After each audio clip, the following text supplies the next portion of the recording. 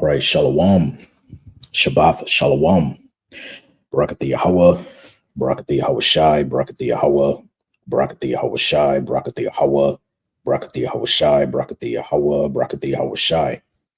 Call Halayim La Yahweh, Bahasham, Yahweh Shai, Bahasham, Rakah HaKodash.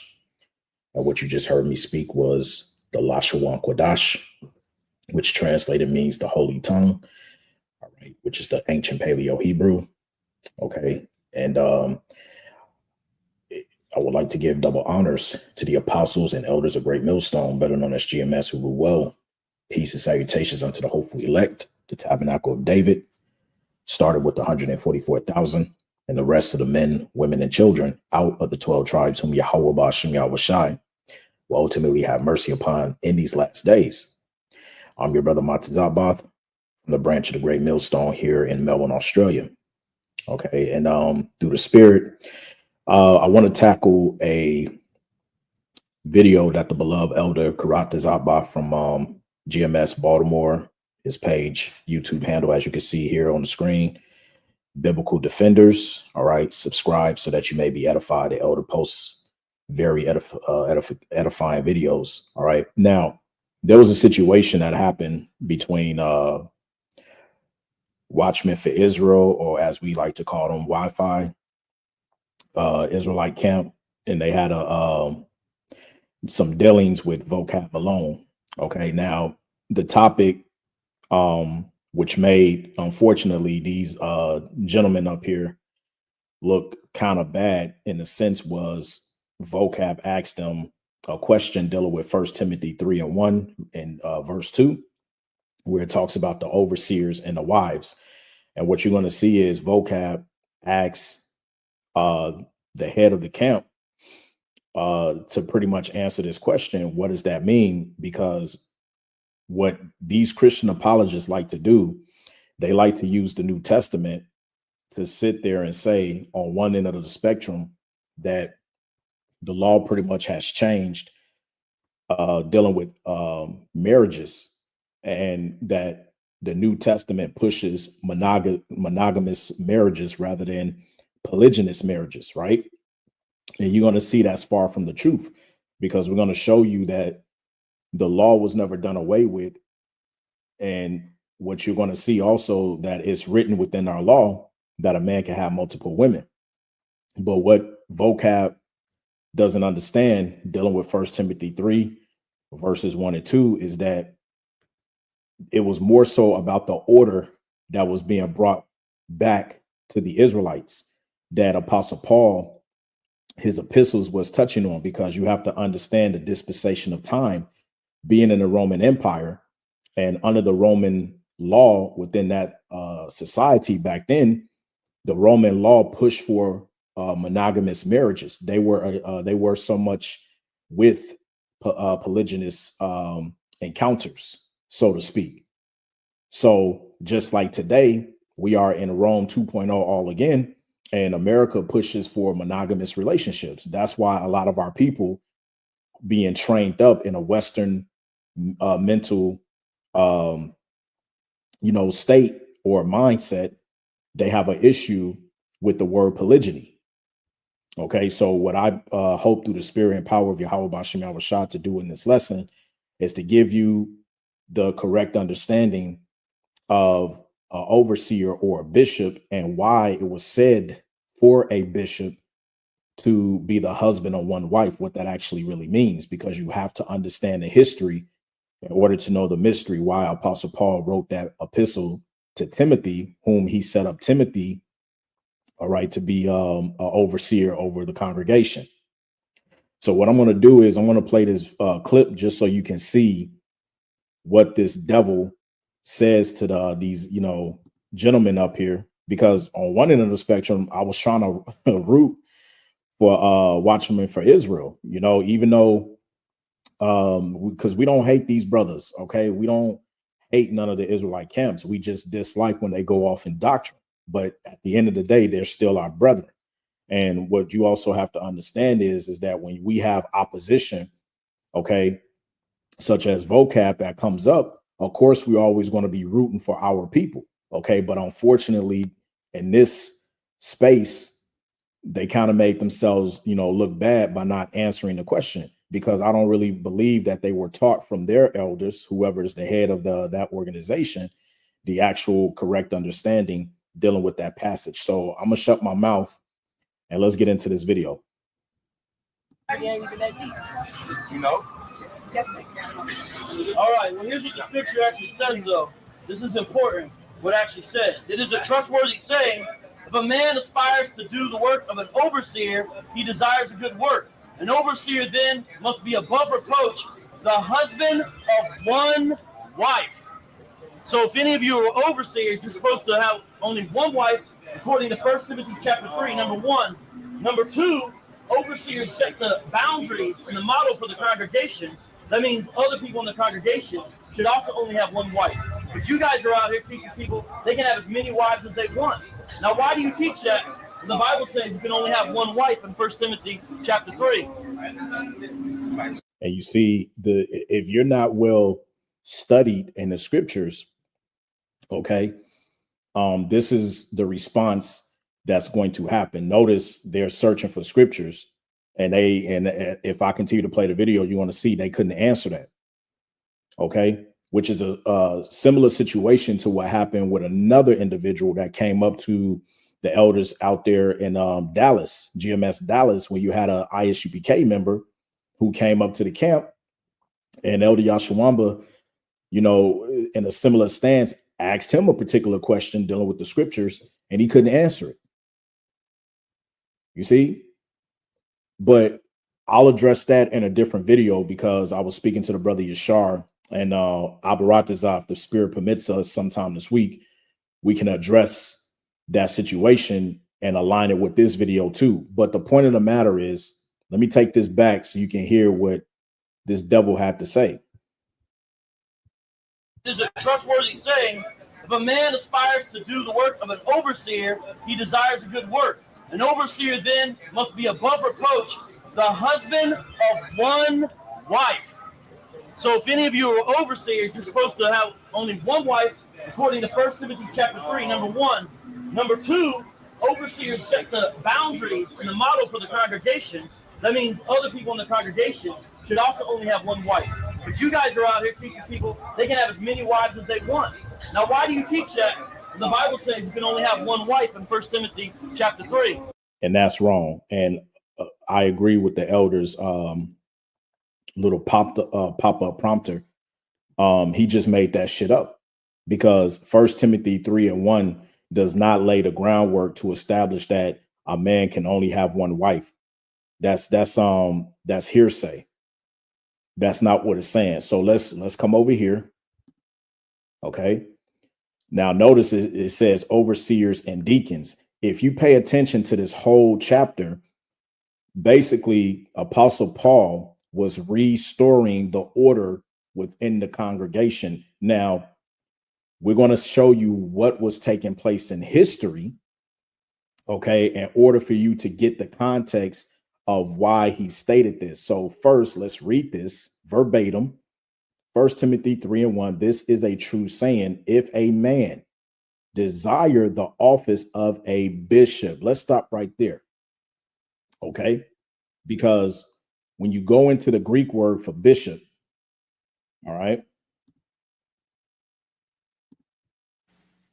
Strong's G 1984, episcope. It says investigation from the outline of biblical usage, inspection, visitation, the act by which the Most High Yahweh looks into and searches out the ways, deeds, character of men in order to adjudge them their lot accordingly, whether joyous or sad, oversight, overseership, office, charge, the office of an elder. You see, the overseer or presiding officers of a Christian church. Now, what you have to understand is when you are giving leadership over a congregation, your sole purpose is to focus on the will of Yahweh B'Shem Yahushai over that congregation. Okay.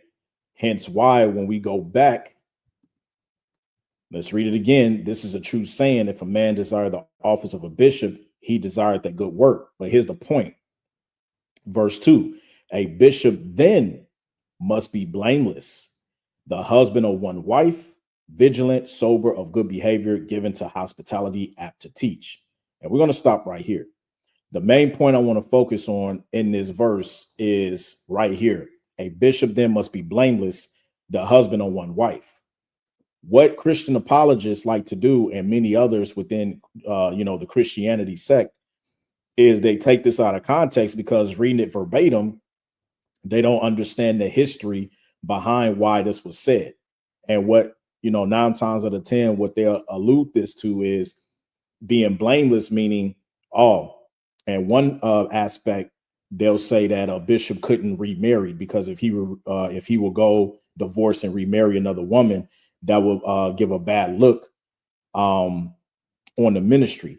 That's the first part of the spectrum of what they'll try to say. The second part is they'll allude polygyny as being something frowned upon, right? And so if a bishop got caught having multiple women, then he wouldn't be blameless, right? But we're going to show you what this is actually going into. Now, I have here, okay, this is from studylight.org, a commentary.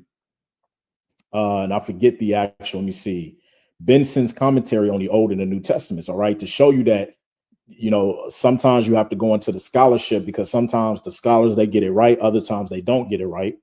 But we're going to take the meat, all right, chew the meat, and we're going to spit out the bone. Now, let me see here because I just want to get to the point where I'm going to start right here. It says, but parity of reason, it allows men to marry a second time likewise. Wherefore, when it is said here that a bishop must be the husband of one wife, and 1 Timothy 5:9, which speaks about a widow having been the wife of one husband, okay, meaning that she wasn't unfaithful or anything else like that, jumping from man to man, right? It says that the widow who is employed by the church and teaching the young of her sex must have been the wife of one husband. Okay, now why is that? And I'm gonna stop right here because imagine a situation, which I'm also going to tap into a little bit later. You had back then, especially in the church of Corinthians, under the Greco-Roman rituals and paganism, they were known for being in and out of polygamous relationships. So imagine if you had a female who was past the age of 60 years old and she became a widow, she lost her husband, but she was known from the congregation to be going from man to man. That's not a good look to bring her into the congregation, teaching the younger women. You will rather have a woman who is faithful to that one man and show forth her faithfulness to the congregation. She will be more so a provider in a sense, going back to Titus, the 2nd chapter, where it says about the older women teaching the younger women. That would be more suitable. That's what it was, alignment. That's the alignment to 1 Timothy 5:9, right? But you're going to see a little bit later on as we continue to go into it. It says the apostle could not mean that persons who have married a second time are thereby disqualified for the sacred offices, right? Because let's say if you was a bishop and you lost your wife or whatever the case may be, or you divorced her for whatever grounds, that didn't mean that you couldn't go and remarry a second time. You actually have apostolic Christians out there, right? Especially those who are under pastor or so-called Pastor Geno Jennings. They teach this. They teach that it's unlawful for you to remarry again. You see, they teach that, especially women, according to the law in Romans the 7th chapter, if their husband died, which the scripture says they can remarry again, but they'll say that, well, no, you can't, you really can't do that. But anyway, it says, for in that case, a bishop whose wife dies while he is young must lay down his office unless he can live contently unmarried. The apostles' meaning, therefore, in these canons is that such persons only were to be entrusted with sacred offices who in their married state had contended themselves with one wife and with one husband at a time, because thereby they had showed themselves temperate in the use of sensual pleasures. And that's what it was about. Now, why did it say sensual pleasures? Now you have to understand the dispensation of time, because back then, all right, if we come over here, all right, and I just pulled some information off of Google, because, you know, you brothers really need to learn how to study and get into the habit of going into the historical counts to pay attention to what was going on. Right now, I typed in during the apostles' time, what was the Roman rule as far as monogamy goes versus polygamy relationships? And this is what it said. It says, during the apostles' time, Roman law strictly enforced monogamy. Just like today in Babylon the Great America, monogamy is pretty much forced. There's some states that actually, you know, they are against polygynous relationships, and they also can fine you and you can get in trouble. Okay, so just like back in the ancient world, and the Roman law is strictly enforced monogamy. You couldn't really do polygyny except if you were wealthy, which is going to explain, right? So it says the Roman law strictly enforced monogamy, viewing polygamy as illegal and immoral. And that's another thing, because when you go into this word polygamy, all right, actually, let me do this, because there's a difference between polygyny and polygamy, okay, which our people was practicing both. But it's important that you understand what the two words mean. Now, if we type in polygamy, okay, this is what it actually means. It says polygamy, marriage with more than one spouse. All right, let's see here. The word is not etymologically restricted to marriage of one man and multiple women, technically polygyny, right? Because polygamy means that it's not only centered around a man having more than one woman, but it's also centered around a woman having multiple men. That's what the word polygamy falls under. So when you talk about polygamy with an M, it's speaking about both sexes. They can be with multiples of the other partners. However, when you talk about polygyny with an N, okay, it says condition of having many wives, marriage or cohabitation of one man with more than one woman at the same time. This is what the law permitted for Israelite men to do.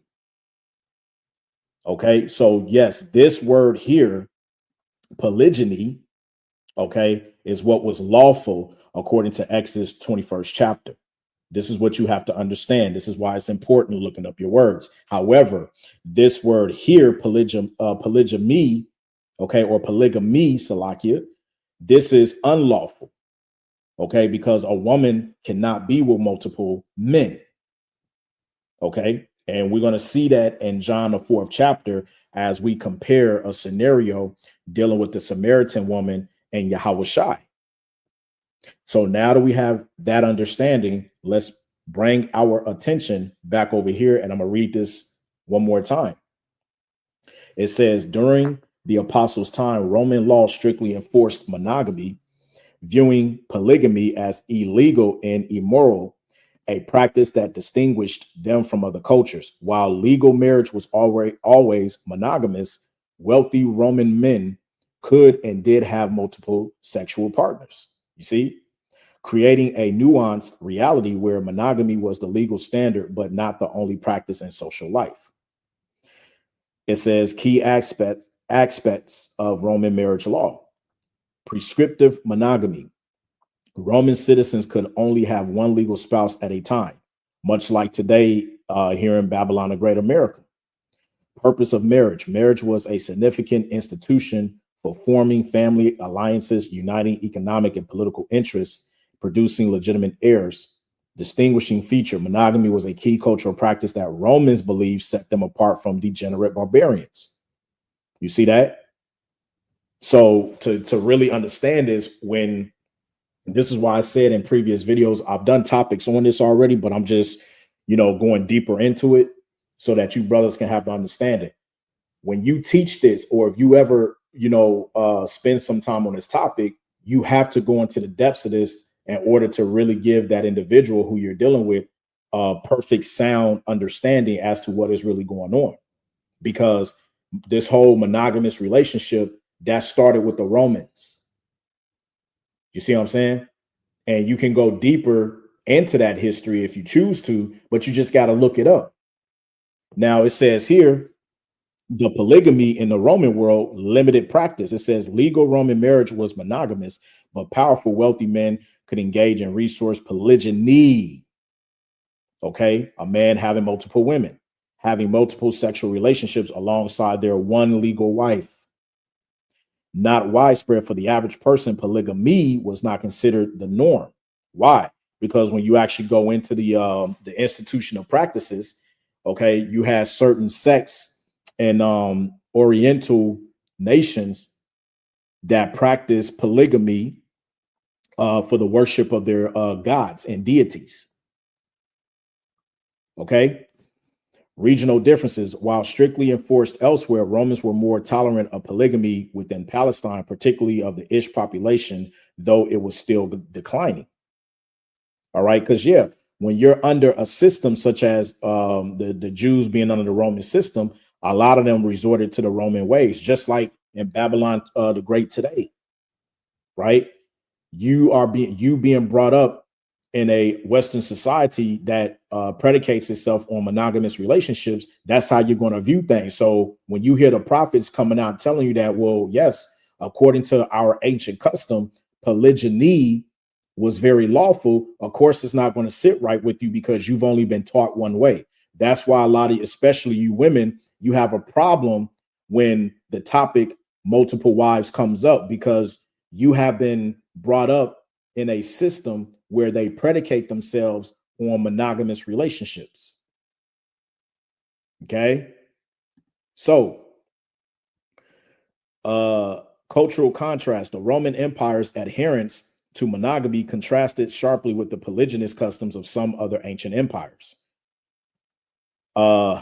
Israelite practice, it says polygamy was a practice tradition in Palestine, Judaism during the Second Temple period, but was less common in other parts of Roman Empire. Now, keep in mind, again, don't get tripped up by polygamy and polygyny, because our people were going off using polygamy because they were being mingled amongst the other nations. They were learning and worshiping and using licentious practices or lasciviousness practices. Okay. It says during the Second Temple period, but was less common in other parts of the Roman Empire. Shifting views. Many Jews living in the Roman world adopted the Roman view that polygamy was immoral, and the practice diminished over time. You see, they adopted, because once again, when you are around, being around the Roman Empire, if you are living within their means, you start to take on some of their ways. Give you an example. You've been brought up in America, and let's start from 70s, 80s, 90s, well into the early 2000s, before things started to change. You was brought up in the customs of celebrating Christmas. Okay. You was brought up in the customs of celebrating your birthday. You was brought up in the custom of celebrating Easter. Right. So then you brought up in the custom of, being married and faithful to the one woman. Right. But then over a process of time, if a man was to go out and seek a mistress, as they used to call it back in the day, or in the ancient world, concubine, today you call it a side woman or a side piece, that was frowned upon.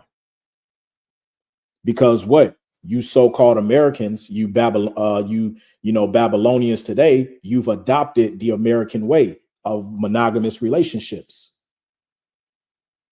And you Israelites, you so-called Negroes, Latinos, and Native Americans living under this man's rulership and his system, you have converted your ways unto his ways.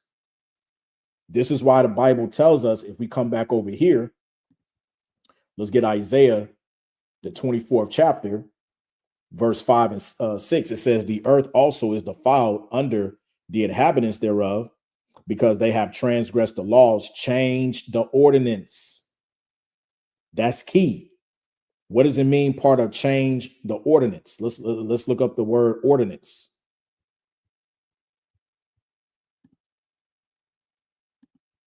Strong's H 2706. Chok. Okay. It says the statute, ordinance, limit, something prescribed. Was it not prescribed in the scriptures that it was lawful for a man to have more than one woman? Yes, it was. And we're going to show you that in just a second. Do, prescribed tags, prescribed portion, action prescribed for oneself, resolve, prescribed do, prescribed limit, boundary, enactment, decree, ordinance, specific decree, law in general. You see? Enactment, statutes, conditions, enactments, decrees, civil enactments prescribed by the Most High. But check this out. Strong's definition says an enactment, hence in an appointment of time, space, quantity, labor, or usage, appointed, bound, commandment, convenient, custom. This man changed everything. When he came into power, he changed that. No, there's not going to be no polygyny. It's only going to be monogamous. This was an Israelite custom. Now, going back to the law, Exodus 21, okay, and verse 10 and 11, it says, if he take him another wife, key words, another wife, meaning he already had one wife, her food, her raiment, and her duty of marriage shall he not diminish. Let's read this in a different translation. Let me see. I never looked this up in the AMP. Let's get the AMP. Just want to see what it says. It says, if her master marries another wife, he may not reduce her food or her clothing or her privilege as a wife, meaning the first wife, right? If he does not do these three things for her, then she shall leave free without payment of money. But what is taught today in Western society, mainly America, if you divorce, if a woman's been with you and y'all divorce, you have to pay that alimony. Like she gets half of everything. See? That's changed. This was the commandment that was given, the statute, the decree. But since this man came into power, he changed that decree. This is what you Israelites are not understanding. This is something that VOCAB himself don't even understand. You see, let's get it in one more translation, NLT. Verse 10, if a man who has married a slave wife takes another wife for himself, he must not neglect the rights of the first wife to food, clothing, and sexual intimacy. So what you do for one woman, you have to do for the same woman if you take her under your care in your household. If he fails in any of these three obligations, she may leave as free or as a free woman without making any payment. It's just that simple, right? Let's get another example in Deuteronomy, I believe the 22nd chapter and the 15th verse. 15th verse. Actually, no, the 21st chapter, Salakia. Okay. Let's get it in the AMP again. It says, if a man has two wives, one loved and another unloved, and both the loved and the unloved have borne him sons, and the firstborn son belongs to the unloved wife, then on the day when he wills his possessions to his sons, he cannot treat the son of his loved wife as firstborn in place of the son of the unloved wife, the actual firstborn. You see? So the Most High gave an order that if you have two wives, one that's loved and one that's unloved, and let's say the one that you don't really love that much, all right, she borns your firstborn son. When it comes time to pass down the inheritance, the wife that is unloved, who has the firstborn son, it has to go to him. It can't go to the other beloved wife whom you had a son, but he's not the first born. You can't have favorites where you just pass it down onto him. You see, but I bring this out to show you that it is lawful for a man to have more than one wife. This is in the law. So the whole point of the matter is, now let's come back to First Timothy and let's straighten all of this out. Okay, because see, vocab, what you need to realize is this does not mean that the law was replaced. That's what you're alluding to by you telling them dudes that, oh, why are you preaching that people can have multiple women when the Bible says that you only are subjugated to one wife? No, it doesn't say that. It does not say that. Now, coming back to the commentary where we left off, it says right here where my cursor is, the apostles' meaning, therefore, in these canons is that such persons only were to be entrusted with sacred offices who in their married state had contented themselves with one wife and with one husband at a time, because thereby they had showed themselves temperate in the use of sensual pleasures. We just broke it down. Polygamy, right? Because again, you have to understand the dispensation of time and the practices that were going on with those customs. All right. And if the spirit permits me, we'll quickly look it up before we close out. It says, through the immoderate love of which the Asiatic nations universally practice polygamy. Okay, which is unlawful. Polygyny is lawful, but polygamy is unlawful.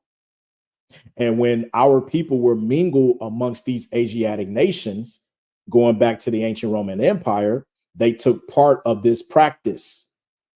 This is why Paul came on the scene and he had to restore order. But stick with me because I'm going to show you.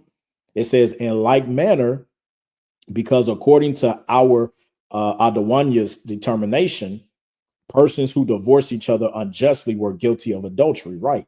In other words, you couldn't just divorce your wife for any old reason, except it be of a fornication, which means adultery.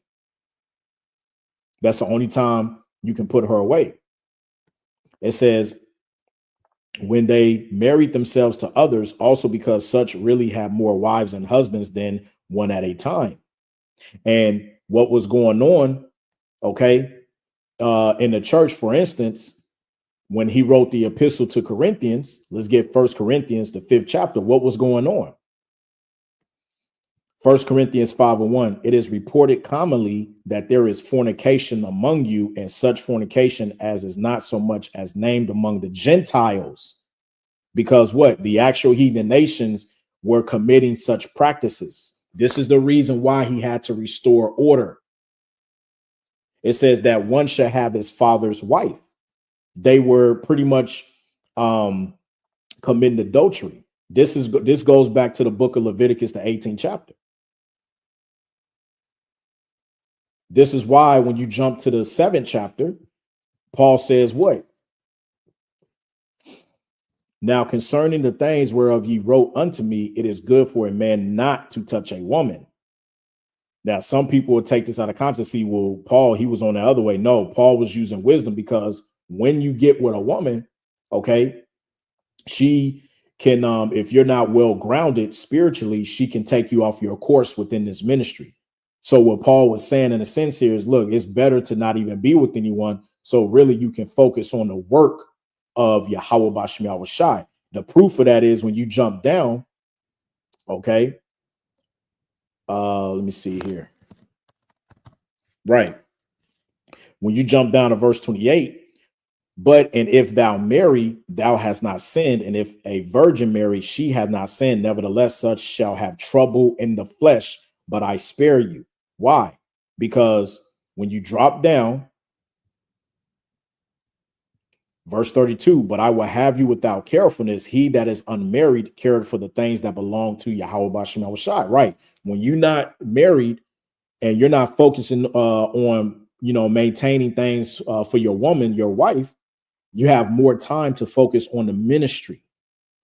That's why he said at the start, it is good that a man should not touch a woman, because here in verse 32, when you're unmarried, you can spend majority of your time caring for the things that matter to Yahweh Bashem Yahweh Shai and how you may please Yahweh. But it says in verse 33, But he that is married careth for the things that are of the world, how he may please his wife. That's why he started it off in verse 1 saying, now concerning the things whereof you wrote unto me, it is good for a man not to touch a woman. That's what that means. But he says, verse 2, this is why you have to go line upon line. Nevertheless, to avoid fornication, which is adultery. Because when you understand what they were practicing back then, they were swapping each other's wives around. A woman was going from man to man to man. Okay. That falls under fornication. So he said, look, nevertheless, to avoid fornication, let every man have his own wife. Now, let me stop here because, again, vocab and anybody else coming in the same spirit as him, they'll read this verbatim and think, well, see, that proves that you're supposed to just be with your, own woman. You're not supposed to have multiple women. That's not what it's saying. Because remember, when you go back to the law, dealing with Adam and Eve, it was said that a man shall leave his father and his mother and cleave unto his wife. They twain should become one flesh. That includes your second wife. She's joined unto you. You two become one flesh. She's a part of your substance. She's a part of your possession. That's mentioned in the book of Sirach. So if a man has 2, 3, or 4 wives, they are classified as his own wife. That's the part that you have to understand. Doesn't matter if he has 2, 3, or 4. They still fall under let every man have his own wife. Just like when Paul got on the Israelites in the church of Corinth, when he said, look, it has been said that some of you desire to have your father's wife. Let's say if a man, he has a woman, but he's looking at his father's wife or a concubine, he's like, damn, I got to have her. This is where Paul's coming in to avoid fornication. Because look, when you go into fornication, okay, we got to pick out these words, man. Goes back to the Greek word porneia, which consists of what? Illicit sexual intercourse, which includes adultery, homosexuality, lesbianism, intercourse with animals, right? Sexual intercourse with close relatives, Leviticus 18 chapter, sexual intercourse with a divorced man or a woman, which they go off here because if a man put away his woman, he's not committing a sin if he marries another single woman. So they went off there. This is why you have to go into these things. But it also can mean on a spiritual note, the worship of idols or of the defilement of idolatry as incurred by eating the sacrifice offered to idols, which is what we did as a nation of people. We committed spiritual fornication unto the Heavenly Father. But nevertheless, coming back to the commentary, it says, in like manner, because according to our Adawanya's determination, persons who divorced each other unjustly were guilty of adultery when they married themselves to others. Also because such really have more wives and husbands than one at a time. You see, as was the case with the woman of Samaria, John 14 and 18. Let's visit that.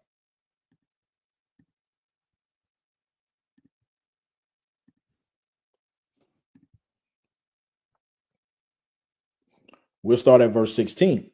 Yahushua said unto her, go call thy husband and come hither. The woman answering said, I have no husband. Yahushua said unto her, thou hast well said, I have no husband. For thou hast had 5 husbands, and he whom thou now hast is not thy husband's, in that sayest thou truly. You see? So he got on her because a woman, when you go to the law, let's get Romans 7.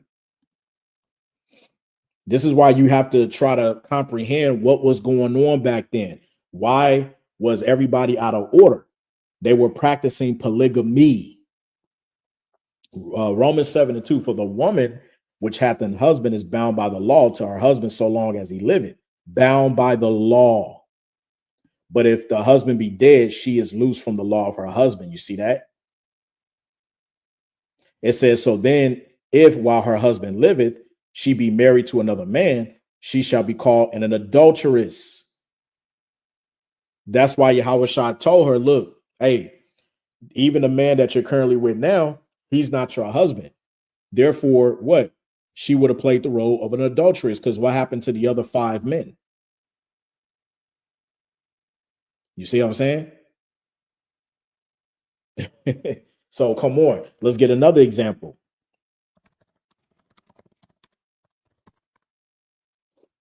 All right.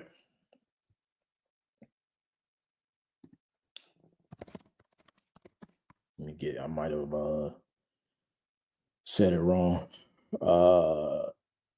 Yeah, let's get John the 8th chapter. This is another situation, right? To show you what was going on. We'll start at the top. The adulterous woman. Yahushua went unto the Mount of Olives, and early in the morning he came again into the temple, and all the people came unto him, and he sat down and taught them. And the scribes and Pharisees brought unto him a woman taken into adultery. And when they had set her in the midst, they say unto him, Master, this woman was taken in adultery in the very act. Now Moses in the law commanded us that such should be stoned. But what sayest thou? This they said, tempting him, that they might have to accuse him. But Yahushua stooped down and with his finger wrote on the ground as though he heard them not. So when they continue asking him, he lifted up himself and said unto him, He that is without sin among you, let him first cast a stone at her. And again, he stooped down and wrote on the ground. And they which heard it, being convicted by their own conscience, went out one by one, beginning at the eldest, even unto the last. And Yahushua was left alone, and the woman standing in the midst. Now watch this. When Yahushua had lifted up himself and saw none but the woman, he said unto her, Woman, where are those thine accusers? Hath no man condemned thee? She said, No man, Adawan. And Yahushua said unto her, Neither do I condemn thee. Go and sin no more. Now you have to understand, if you have a, if you have a spiritual mind, or if the spirit is working with you, you have to put yourself in this scenario, right? Because clearly these other men, they would have been doing things behind the, behind the curtains as well. Passing women around, committing adultery, taking women from men who put them away and stuff like that.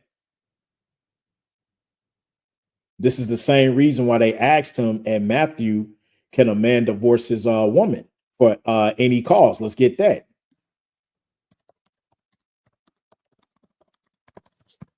See, you have to understand these scriptures, man. Let me see. Matthew, is it Matthew 22?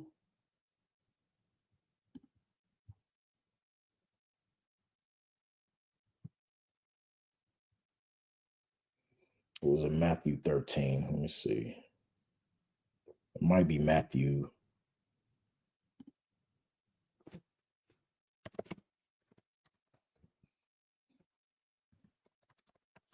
Let me see. Salakia, just bear with me. Just bear with me. Yeah, Matthew 19. I thought so. Matthew 19. All right. The Pharisees also came to him, testing him and saying to him, Is it lawful for a man to divorce his wife for just any reason? And why do you think they asked that? Because they were doing that behind closed doors. You see, Yahushua had to restore the order, because divorce, when you get what's that, Malachi 2:16? Yeah, Malachi 2:16, for Yahweh, thy power of Israel, says that he hates divorce. You see? He hates divorce. Why? Now go back to what Yahushua was saying. Matthew 19:4, showing you that Yahushua was in the same mindset of the Heavenly Father. And he answered and said to them, Have ye not read that he who made them at the beginning made them male and female? And said, For this reason, a man shall leave his father and mother and be joined to his wife, and the two shall become one flesh. So then they are no longer two, but one flesh. Therefore, what the Most High have joined together, let no man separate. That's why we read Malachi 2:16. The Most High hated divorce. So going on, they said to him, why then did Moses command to give a certificate of divorce and to put her away? And he said to them, Moses, because of the hardness of your hearts, permitted you to divorce your wives, but from the beginning it was not so, which aligns up with Malachi 2:16. The Most High hates divorce. So he says, and I say to you, whosoever divorces his wife, except for sexual immorality, and marries another, commits adultery, and whoever marries her who is divorced commits adultery. That's simple and plain. So now let's come back and finish reading because there's some more meat. So we got that understanding, right? From the Samaritan woman. She had multiple husbands. It says the apostle to restrain these licentious practices. And that's what it was about, which were common among the Greeks and Romans. You see that? This was a common practice, polygamy, right? And so us being mingled among the Greeks and Romans, it says, as well as among the Jews, ordered, Salakia, this down. See if I can get rid of this. I don't think I can. It's all good. It says, let me find, I missed my place. So I got to go back up here now. It says, from the Greeks and Romans, as well as among the Jews, ordered that no widow should be chosen to instruct the younger women, but such as had been the wife of one husband only at a time, which goes back to 1 Timothy 5:9. Okay, let's grab that so you can understand what that's talking about. Okay, and hopefully, you know, there's some edification coming out of this, right?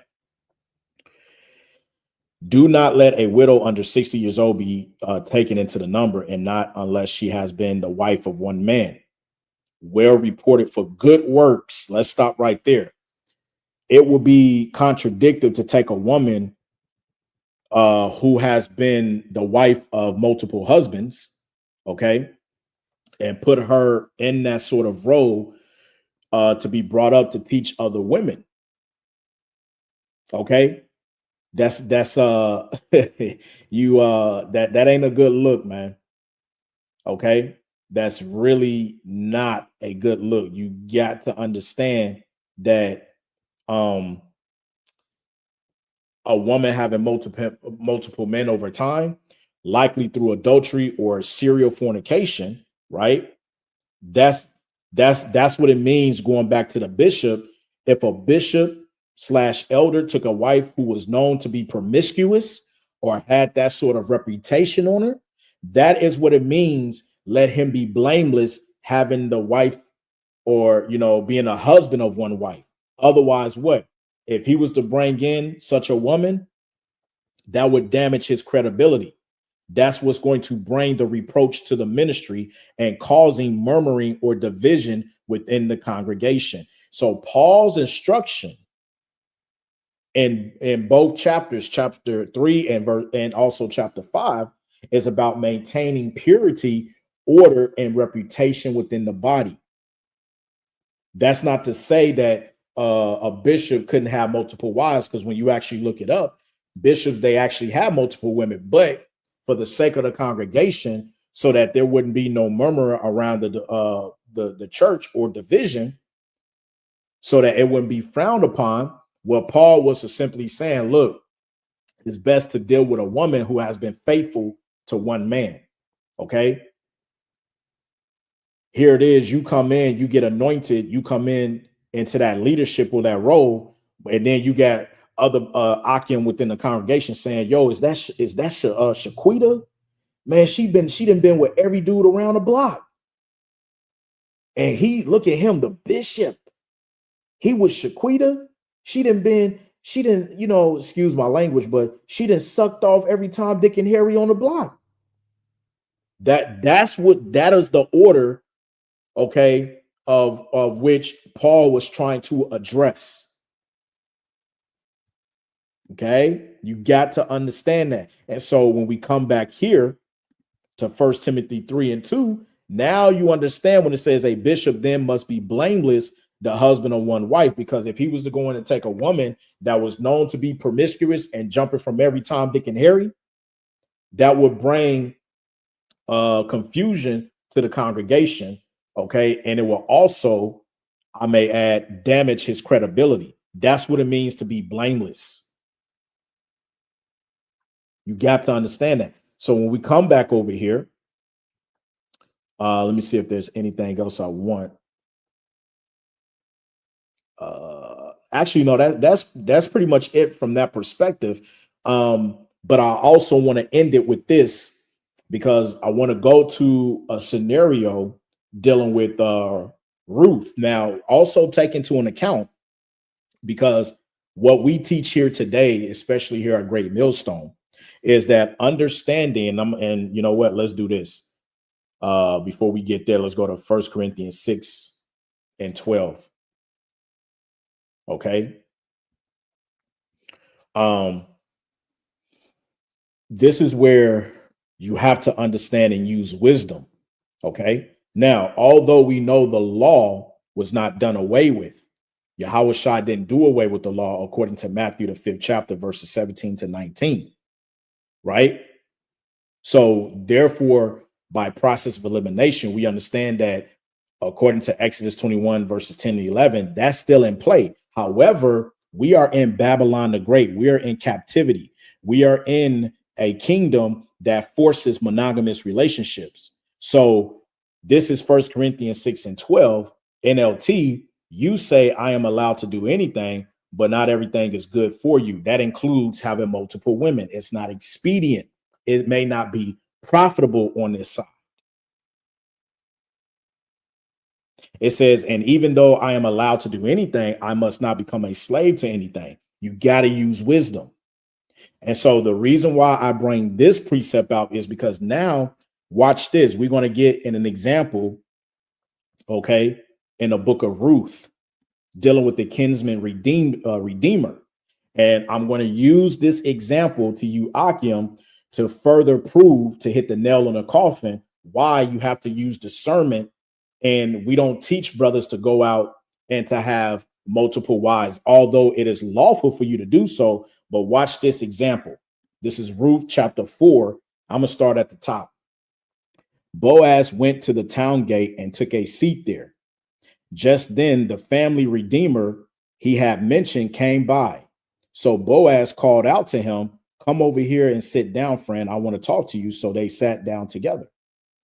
Then Boaz called 10 leaders from the town and asked them to sit as witnesses. And Boaz said to the family redeemer, "You know Naomi, who came back from Moab. She is selling the land that belonged to our relative Elimelech." Verse 4. "I thought I should speak to you about it so that you can redeem it if you wish. If you want the land, then buy it here in the presence of these witnesses. But if you don't want it, let me know right away, because I am next in line to redeem it after you." The man replied, "All right, I'll redeem it." Now watch this, because according to that, land of inheritance, this is what it also comes with. Then Boaz told him, "Of course, your purchase of the land from Naomi also requires that you marry Ruth, the Moabite widow. That way she can have children who will carry on her husband's name and keep the land in the family." Because if you understand, the kinsman redeemer was about, if you had a brother who died and he didn't bring up seed to pass down any inheritance, you would then go in to your brother's wife, her being a widow, and you would bring up seed in his name. That's a part of our custom. Okay. Well, I want you to pay attention to this. Verse 6. This is what the man said. "Then I can't redeem it," the family redeemer replied, "because this might endanger my own estate. You redeem the land, I cannot do it." What do you think it was meant when he said, if he were to redeem it, it then will endanger his own estate? I'm going to show you. Now, if you're viewing this in the blue letter, in the NLT version, and you go to cross references, this is what it says. From the Targum seems to give the proper sense of this passage.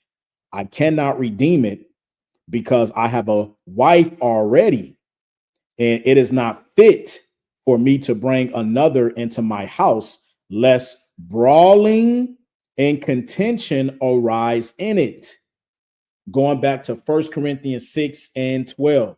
Though all things are lawful for me, but they are not expedient. It is not profitable. Now, where else can we get an example of what the, because see, he knew and understood the law. Let's go to GNT. Okay. Sirach chapter 26 and verse 6. It says, but a woman jealous of another woman causes heartache and grief. Her tongue lashes out at everyone. You see that? This is in the scriptures.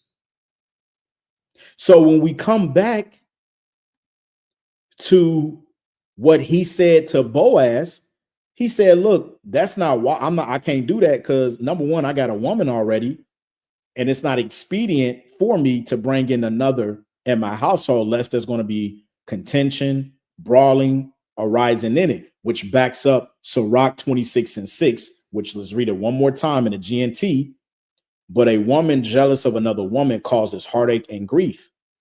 So we here at Great Millstone, we say, look, because it's not our business to know if a brother has multiple women or not. That's to your own prerogative.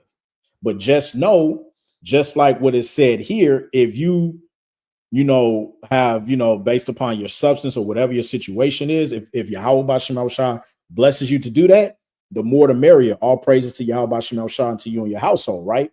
However, just understand the mindset of the Western woman in this day and age. This is why through the spirit, we tell brothers it is not expedient to do these things, lest you bring contention and brawling in your household. Now, the brother Abaniah, if he's watching this, you can put on a comment board if you choose to, that we dealt with a sister last evening on TikTok that came on a brother Adar Gabar's channel. And she pretty much told me and the Akim that based upon her trauma situation or what she saw of her grandparents being brought up, she said out of her own mouth that she would not put herself in a position to share her man. Well, I got news for you, sister, and any other women in that capacity that's coming in that mindset. We are in a time now where Isaiah 4:1 is coming to pass, whether you like it or not. So in that day, you're either going to put up or you're going to shut up. You're going to get in line, and you're not going to have a say so sharing your man. Matter of fact, you're not even going to have a problem in that day sharing your man, as long as your reproach can be removed from you. Okay. And so to close this out, I want to bring us on a spiritual level. Well, you know what? I might do a part 2 on that because I'm already approaching an hour. Okay. But the point of the matter is, in closing, 1 Timothy 3 verses 1 and 2 is not saying that you are tied to being with one woman. It is saying that a bishop needs to be careful of not choosing a woman who was promiscuous and going around and sleeping with multiple men. And also that man practicing licentious practices by forming himself into the polygamous relationships. And so to steer him of, or rather, let me say this. If you're going to elect an elder to take the office of a bishop, to keep him back from damaging his credibility within the ministry, let him be the husband of one wife, which actually ties into 1 Timothy 5 and 9, a wife who was faithful, being a wife of one husband. Otherwise, if you are found out to be with a woman who was promiscuous, that's going to look bad on your part. And there's going to be a lot of murmuring, okay, and division within the congregation. Can you imagine, again, you get elected to be a bishop, an overseer of the congregation, but then here it is, you brought in a woman and she is known to be your wife. And if there's men within the congregation that have had a past with her, how you think that's going to sit with them? Because you know how brothers get out here when it comes to these women. So that's going to cause division. That's going to damage the credibility of a bishop. That's not to say that a bishop can't have multiple women. It's just that for the sake of order in the congregation, it's not wise to do so. In a limelight that you want to show forth temperance, discipline, order, faithfulness. That's what he was talking about, vocab. Okay. And so I leave you, Akim, here. I pray that this lesson was edifying. That's pretty much all I have to go into the matter. So with that, giving all praise, glory, and honor be to Yahweh, Bahasham, Yahushai, Bahasham, Rakah, HaKodash. Double honors to the apostles and elders of Great Millstone, better known as GMS, who rule well. Peace and salutations unto the hopeful elect, the tabernacle of David. Let's go on to the next. Shabbat Shalom.